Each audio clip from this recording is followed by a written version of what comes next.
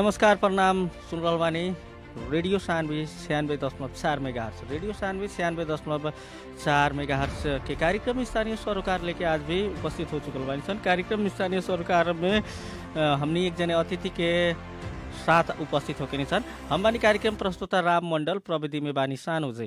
कार्यक्रम में आज भी एक जने अतिथि के हमनी लेके आइल बानी सन।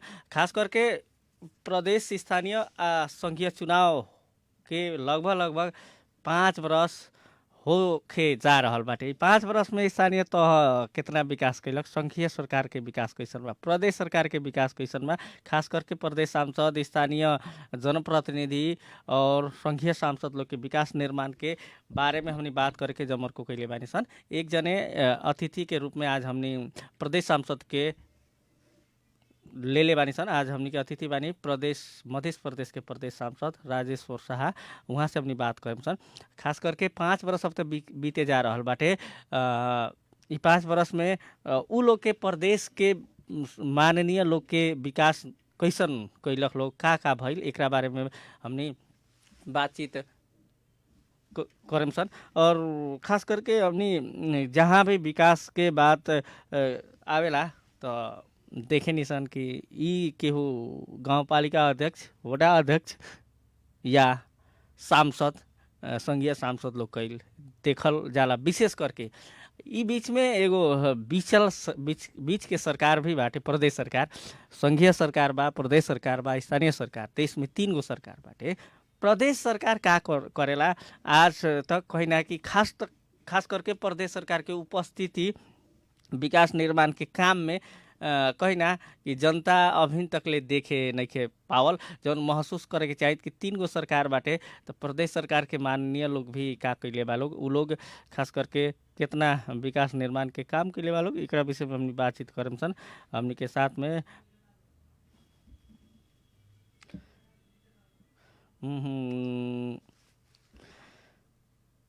मध्य प्रदेश के सांसद, प्रदेश सांसद राजेश्वर शाह तेली से बातचीत करम सन। खास करके वहाँ विशेष करके अभी 4 बरस बीते जा रहल बाटे। 5 बरस बीते जा रहल बा, 4 बरस बीत चुकल बा। आगामी अगहन में संभवतः संघीय सांसद, प्रदेश सांसद के भी चुनाव होके वाला बा। जेठ 4 गते ही खास करके हमनी के स्थानीय तह के चुनाव होके के लगभग तय हो गई बा।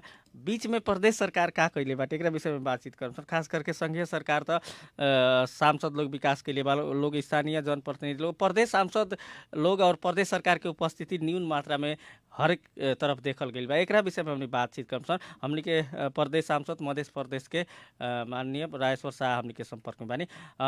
माननीय जी, अपने के कार्यक्रम में स्वागत बा।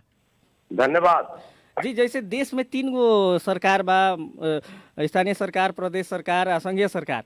ये प्रदेश सांसद लोग के प्रदेश सरकार के उपस्थिति हर जगह बहुत कम लौकेला। खास करके प्रदेश के सांसद लोग विकास निर्माण के गतिविधि में कम बाका, कम करेला लोग, विकास निर्माण के जनता से टच में कम रहेला लोग का। वैसन तो बात नहीं है जौन बात कहता नहीं उपस्थिति में। अब रहल सवाल की अब प्रदेश सरकार जौन बा अभी 7 गो प्रदेश मध्य है। अब मध्य प्रदेश के अवस्था स्थिति वास्तव में अब 4 बरस के दरमियान बीच के अब अंतिमवा वर्ष में हम सब प्रवेश कैले बानी सन चल रहल बा। अभी जौन सरकार मध्य सरकार के भूमिका होके के चाहे प्रदेश सरकार के, प्रदेश सरकार के कहीं ना कहीं भूमिका जौन भाई प्रदेश भीतर में ओकर भूमिका नहीं है। विकास निर्माण के काम में प्रदेश सरकार के तो अपन एन कानून सारा चीज बनावे के स्वयं अपने अधिकार बा। यह प्रदेश में और प्रदेश के जौन अवस्था स्थिति बा अपन एन कानून सारा चीज बना के बहुत चीज आगे बढ़ चुकल बा। बहुत चीज आगे वो प्रदेश में प्रदेश सरकार के एगो कहे वाला मैंने जनता के अनुभूति और अनुभव होखे वाला जी भी प्रदेश सरकार वैसे रचनात्मक और सकारात्मक जनता के हक में विधेयक पास करके कानून बना के एन ले आके नियमावली निर्देशिका संपूर्ण सबके गतिविधि में जनता के अनुभव और अनुभूति दोनों करे बाकी प्रदेश में प्रदेश सरकार भी एगो बा। लेकिन इस प्रदेश में जौन बात जितना भूमिका होके के चाहिए प्रदेश सरकार के, वो भूमिका में प्रदेश सरकार अभी तक असफल बा। हाउस में नहीं दे सका पछिलका समय अपने के में कमी उ चीज के ना कहल जा, उपस्थिति तो सरकार को होके के पड़ल। हमनी के तो सरकार के पटक पटक जौन बा जौन हमनी के ध्यान आकर्षण कर ले बन घसघसावे वाला काम के लिए बन कि प्रदेश सरकार के एगो अब खाली हमनी के भाषण में स्लोगन में हमनी के होर्डिंग बोर्ड लगा दिला से प्रदेश के जनता के अनुभव और अनुभूति ना हो जाए। आज यहाँ से बीरगंज से रहुआ जनकपुर जाए हाईवे में देखी कितना कितना मैंने होर्डिंग बोर्ड लागल बा। जी जी जी। वो होर्डिंग बोर्ड से जौन बा वो फिल्मी स्टाइल के होर्डिंग बोर्ड बा। वो फिल्मी स्टाइल के होर्डिंग बोर्ड से जनता के विकास के अनुभव ना हो, जनता का अनुभूति ना हो, जनता के काम करे, जनता मुखी काम होके के पड़ल, जनता मैत्री काम होके के पड़ल। अपने लोग भी तो जैसे कि वास्तव में समस्या बा। माननीय जी एगो बात, अपने भी सत्ता पक्ष के बानी, शासन के बात करे के पड़ल, सत्ता पक्ष के अपने भी बानी, कहाँ चूक हो रहा बाटे प्रदेश सरकार के? अब सत्ता पक्ष में हमनी कब से आइल बानी सन, वो भी तो रहुआ अनुभव तो बानो। जी जी, तो अभी अपने के तो सत्ता पक्ष में हमने आइल बानी सन, लेकिन सत्ता पक्ष के जौन बा ई बात नहीं है कि सत्ता पक्ष जौन बा उ सरकार, हमनी के तो सरकार के सत्ता पक्ष में अइला गठबंधन अभी कौना कारण से आइल, सरकार एगो संविधान के रक्षा खतरा, लोकतंत्र के बचाव खतरा, आज गठबंधन सरकार जौन बा ई साथ में बा, लेकिन साथ में होते हुए भी सरकार के ना साथ में रहे तो नेपाली कांग्रेस मध्य प्रदेश के समृद्धि खतरा, मध्य प्रदेश के जनता के अधिकार खतरा, यहाँ के किसान खतरा, यहाँ के महिला, दलित, सब सीमाकृत, सब लक्षित वर्ग के संपूर्ण मध्य भीतर में बसोबास कैल हमने के जितना संपूर्ण जनता के हक कितना कभी भी प्रदेश सरकार के अवरोध करे वाला काम नहीं कैले। हाँ अवरोध कैले बा, प्रदेश सरकार जब जनता के हित वाला काम करे खतरा पछाड़ी हटल बा, ओकर कैले बा, जनता के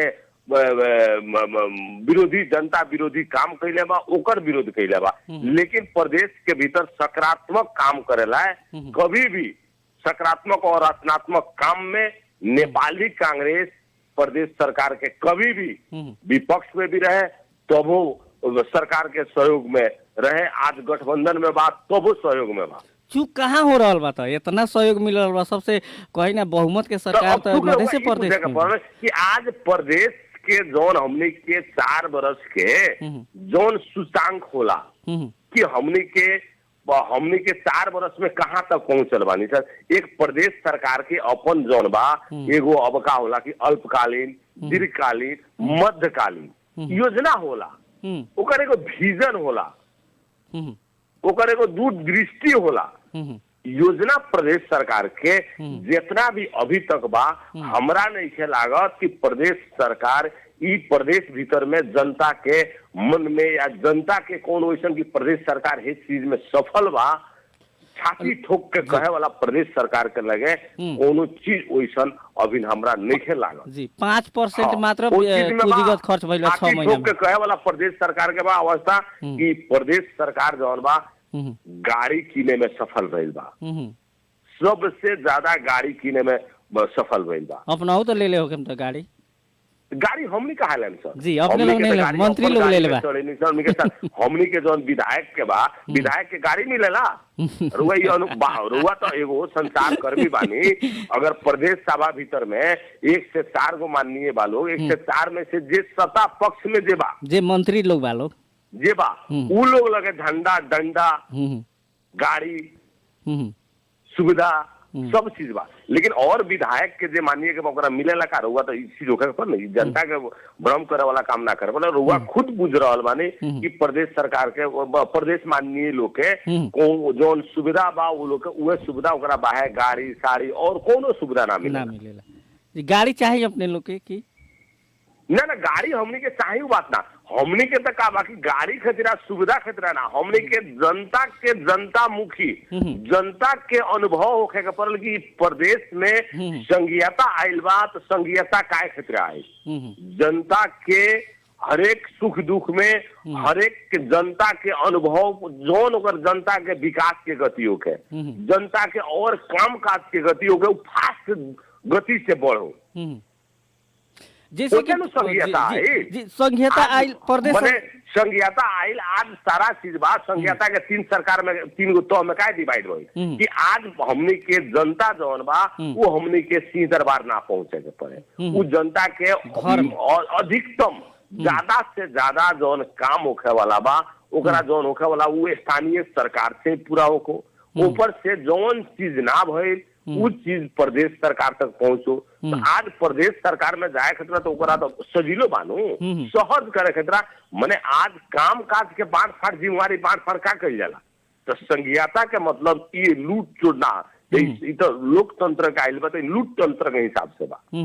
अच्छा एगो बात अपने आरोप लगावता नहीं सरकार पर, प्रदेश सरकार पर फेलियर का आरोप लगावता नहीं अपने भी नहीं लगाओ रउआ भी तो एक प्रदेश भीतर के एगो हम नहीं जानता नहीं संचार कर्मी है जी जी संचार कर्मी के भी आज एगो हम उहे प्रश्न करता नहीं माननीय जी प्रदेश के एगो माने एगो बहुत बड़का एगो शक्तिशाली तीसरो शक्ति के रूप में हमनी के संचार कर्मी के देखा जाला या संचार कर्मी की उपस्थिति होला। जी अपने बतावल जाओ रउरा अपन क्षेत्र में विकास कितना कहीं 4 वर्ष में जनता के थोड़ा सा बतावल जाओ कि विकास करे के काम जौन बा सत्ता पक्ष के सरकार पक्ष के अपने भी हमनी के विपक्ष में विपक्ष के काम हो सदन और सड़क जनता के जौन आवाज बा जनता के जौन समस्या बा उस चीज हमनी के प्रदेश सरकार जौन सदन बा प्रदेश सदन में वहाँ आवाज उठाओगा और प्रदेश सभा में भइल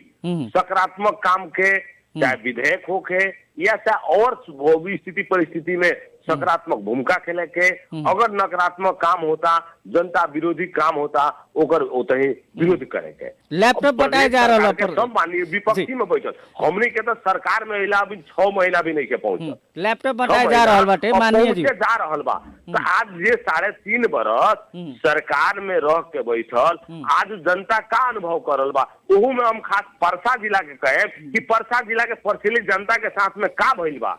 आज परसिली जनता जौन बा 6 महीना मितेरी पुल में लगातार आंदोलन कैले बा आंदोलन ना जान देले बा एकदम मने विशाल जाने देले बा जन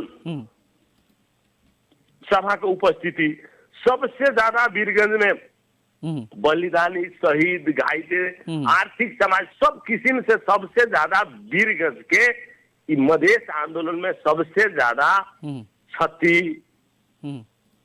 मानसिक रूप से शारीरिक रूप से आर्थिक रूप से हर एक हिसाब से सबसे ज्यादा क्षति होने वाला जगह परसा जिला है 12 जिला ओहू में मुख्यतः वीरगंज हमने के केंद्र बिंदु है। आज वीरगंज के परसेली जनता के साथ में का बीतलता रुआ अपने छाती पर हाथ रख के रोकी कि आज जौन जनता के यहाँ चाहे आंदोलन करे के समय में का बचा सके गई नहीं आज जब यहाँ के जनता के आवश्यकता बात रुआ का करता नहीं विकास के क्रम में कहीं आज प्रदेश के राजधानी बनाओ के सवाल में आज रुआ सामने उपस्थिति मानू रुआ पद में तो हम बिहान भी आ सकता नहीं परसों भी जा सकता नहीं लेकिन राजधानी जौन बा न बिहान आ सकता ना परसों आ सकता अपने लोग भी तो बहुत ज्यादा संज्ञाता रही जब तक ले प्रदेश सरकार रही प्रदेश रही जहाँ रही उतनी राजधानी जब भौतिक संरचना हो जाए उतनी कायम हो गई उतनी रही जैसे लेकिन वो दौरियान में तो कितना पद कुर्सी सारा चेंज हुई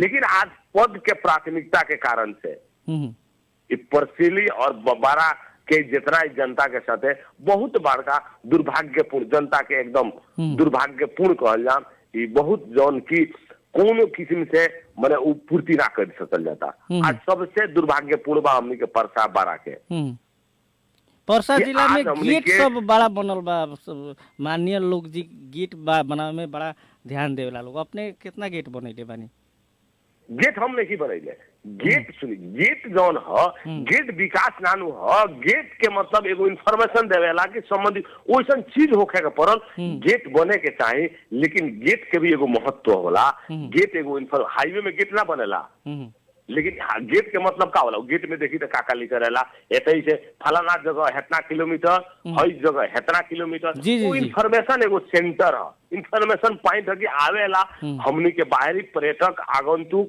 चाहे हमनी के स्थानीय जो ओकरा सहज होखे।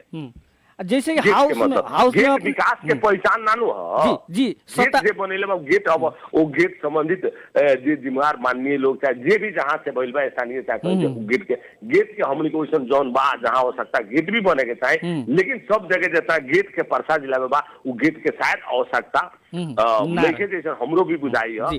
हाउस में अपने एगो और बात महत्व भइल फोटो साट के बैनर साट के बहुत साटल हो गइल बा। उ बात के रौरा लोग हाउस में काहे ना उठावे नी लोन? इतना बैनर पर खर्चा बा, इतना डेंग पर बैनर बा।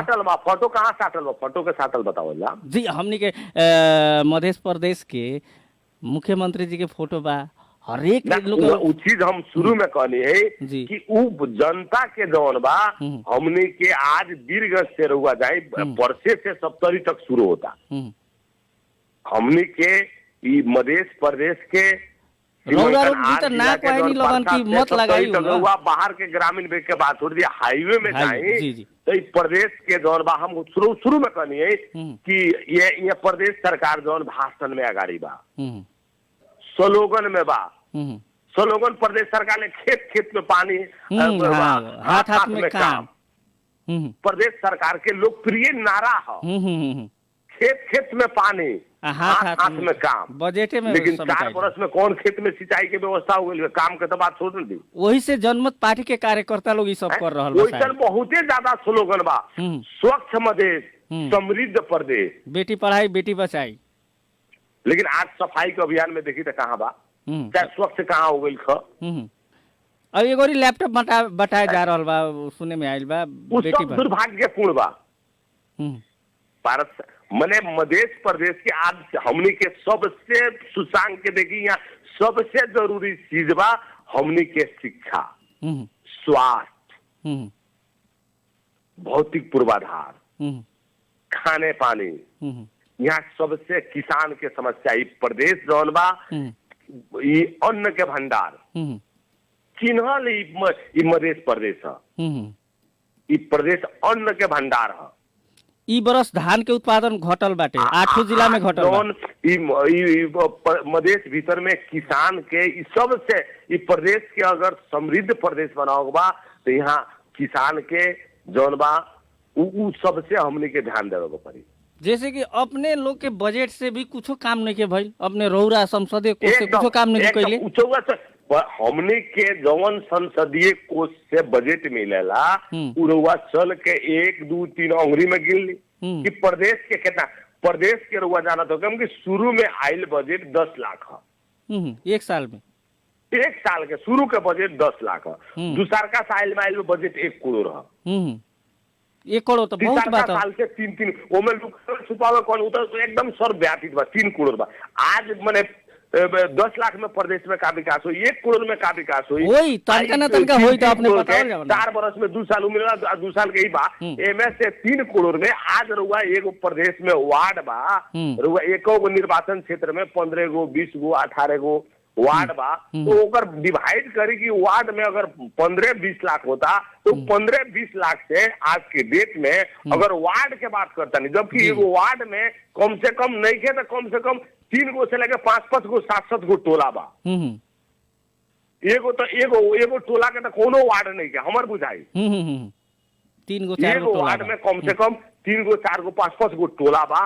वो वार्ड में अगर साल में 20 लाख 25 लाख भागे पड़ जाता तो वो आज 20 लाख 25 लाख से कौन अनुभव लोग की विकास होखे वाला? तो रौरा लोग विकास ना करें मतलब हमनी के क्षेत्र में जौन बा रुआ चल के जब भी हमनी के सारा क्षेत्र में जितना विकास के काम एक बार बताओ जाओ ना रौरा मान्य जी, एक बार अपना मुंह से बताओ जाओ ना, हम तो नहीं देख ले, एक बार बताओ जाओ कथी विकास क्षेत्र में रुआ ढलान के रोड ढलान में जाए, पुल निर्माण में जाए। अभी पुले हमनी के रतनपुर बेड़ा के बीच में पुल के निर्माण शुरू बा। जी हमनी के रामपुर से हरपुर तक सड़क पीच होके के ठेका हो गइल बा।